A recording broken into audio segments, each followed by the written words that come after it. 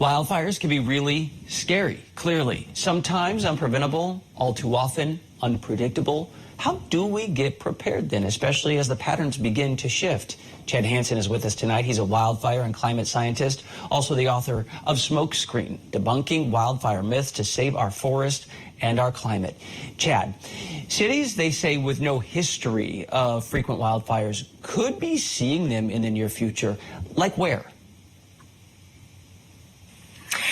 Well, in a warming climate, there's certainly more potential for fire in a number of places.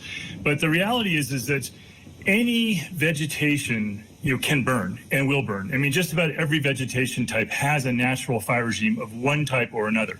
They're different, but just because some areas haven't seen fire in recent years doesn't mean they're not going to see fire in the future, or doesn't mean that fire isn't natural there. There are some forest types, for example, that naturally burn once every 300 years or every 200 years.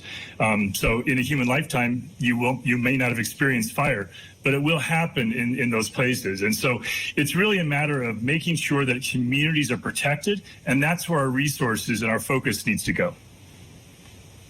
Your book also focuses on myths of wildfires. And again, I think most of us feel like we have a pretty general idea of how they work, when they begin, where they're going to be. What do we get wrong? Great question. All right, I'm just going to give you a list of the top ones. The first thing we get wrong is this idea that fires destroy forest ecosystems. They don't. They're actually really important. They're necessary for wildlife, for habitat, for rejuvenation.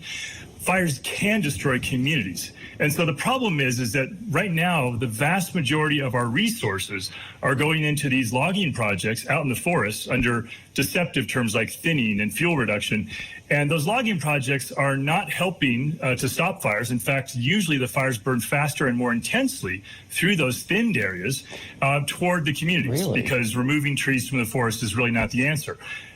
Fire actually does modify subsequent fire for a certain period of time. And so it's really about actually just allowing more fire in the forest. It's not about chainsaws and bulldozers.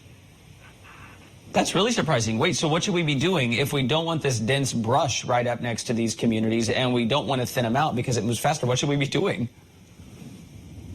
Well, that's a great question. So really what the science is telling us is that there's two key ways to protect homes, and they're highly effective.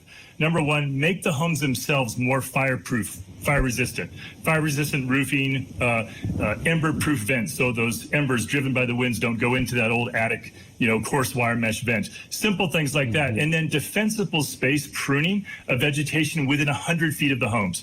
What the science is saying is that's highly effective, but it's not about cutting down mature trees. It's about, dry leaves and twigs and pine needles on the forest floor, dry grasses, within 100 feet of the home.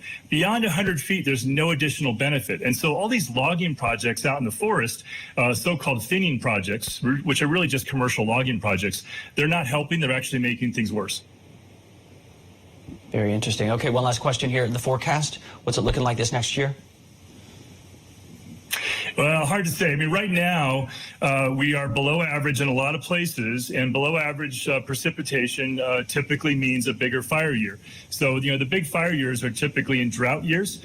If you have a drought year and you have an ignition and hot, dry, windy conditions, you're going to get bigger fires. So fires are mostly about the weather and the climate. It's not about how dense the forest is.